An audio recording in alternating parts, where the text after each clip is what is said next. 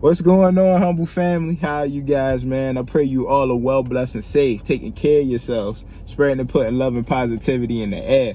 It's another day, another grind. So I hope you guys are getting to it, staying prayed up, going towards these goals, and looking at everything in a positive manner. I really ain't want to wait this long to make another video, but life just happens, and I couldn't really find the time to come on here and make a video. So I like things to just come naturally. I never want to force myself to try to do something, and that's where it was kind of leading to, like, oh, I gotta make this video. But something just took a hold of me, like, wait till you have the time to actually make it, instead of trying to like fit it in somewhere and then you rushing to make it. You know what I'm saying? Like, this is the time where I vent, and I just talk. So I don't like to make it where I got something to do and I gotta hurry up and do it within a certain amount of time. I just like to sit here and talk, and then I'm starting to get a few listeners too, so I appreciate y'all. Everybody who liked the video, who comment, interact with me, starting to I like that, man. So yeah, let's keep it up. Let's stay humble in this, stay humble in everything we do. But that ties around to what I want to talk about today, and that's disappearing from the world. It's mandatory. It needs to happen. I know it's hard, when we get so caught up in these worldly and earthly activities, and then we get to a point where we just want to change our lives around. You know what I'm saying? We want to change our lives around for the good. We don't want to be this person who parties and drinks and smokes all the time. We actually want to grow our relationship with the Lord, and we want to come better as a person, as a human being. But what comes with that is, while we want to change, sometimes the people around us don't want to change, or sometimes the environment we in doesn't change as well.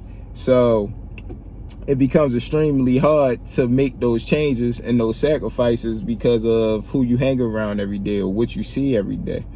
So in order to do that, you got to make one of the biggest sacrifices there is on this journey, and that's disappearing from everybody.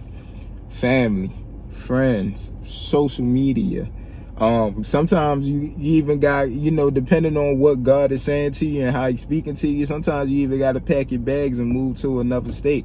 I done heard testimonies of people saying, God just told them they had to, just pack up and leave and start somewhere fresh. So it all matters on how God talks to you. But in this sort, I'm just saying, and from my perspective, I had to disappear from a lot of things. I had to disappear, and it started with social media. It started with social media. Early last year, I went on and I deleted my main page on my Instagram. And I didn't see it back then, but now looking at it, that was one of the best decisions I ever made as far as this journey goes, and that was deleting from social media.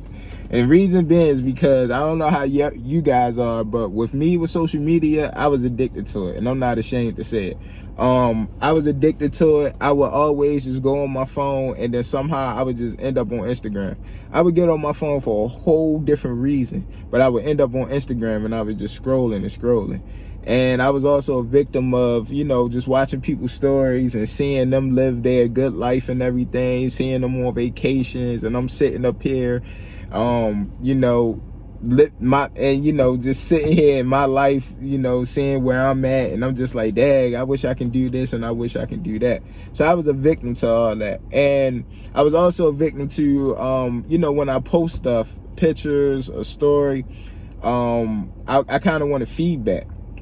I wanted feedback of that. I was addicted to the likes. I was addicted to the comments and everything like that. So I would post a picture or something. I'd be like, let me go see who looked at it. Let me go see who liked it. So I had to come to the realization where I had to get rid of it.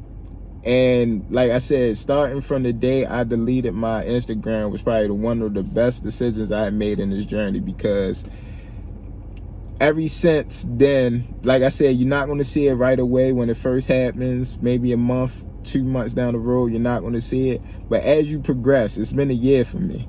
So as it progressed down the line, I just see how much that stuff doesn't matter to me anymore. You know, like I don't have the urge to be like, hey, what's going on in this man's life? Or, you know what I'm saying? Let me go check out your page and see what you been up to, or where you been at. Let me see that.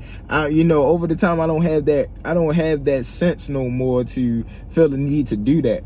You know, I'm more focused on me and mine and what I got going on and what I'm trying to do. And it took some time for that. It definitely took some time for that. I've been wanting to get on Instagram, and there was even a point where I had a business page because I used to do mobile detailing, and I would just get on there and still do the same thing. You know, I would pretend like I'm checking up on the business and everything like that, but I wasn't even doing no details, you know. And I was just checking other people's pages, you know, checking the, hey, what you been up to, what you been doing, this and that, and just looking at people's stories and just becoming a victim of, you know, being a social media addict. You know what I'm saying? So I wound up deleting both accounts, and like I said, man, I just don't have that urge no more to figure out what somebody else is doing. I'm too focused on what I'm doing, what's my next move, trying to get better and everything. Feeding my mind the right information and stuff like that. I'm not getting up straight in the morning no more and hopping straight on Instagram or looking at my DMs to see who. I'm not doing any of that anymore, and it's such a blessing. And that's why I say, man, disappearing from social media should be like your number one source, because I must be going in. My throat messing up. Hold up. Damn, this hot. That water hot. My fault, yo.